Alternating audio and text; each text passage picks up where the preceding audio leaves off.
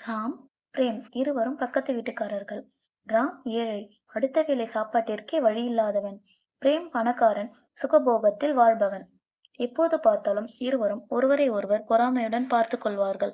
ராம் பிரேமின் செல்வத்தை எண்ணி பொறாமை கொள்வான். பிரேம் ராமின் நிம்மதியை எண்ணி பொறாமை கொள்வான். ஒரு நாள் இருவரும் நேரடியாகவே பேசிக் கொண்டார்கள். ராம் பிரேமிடம், உனக்கு என்னப்பா, நீயோ பணக்காரன், 7 தலைமுறைக்கு சொத்து இருக்கிறது என்று கூறினான்.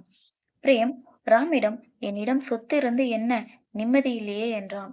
அதற்கு ராம், ஆமா, பெரிய நிம்மதி.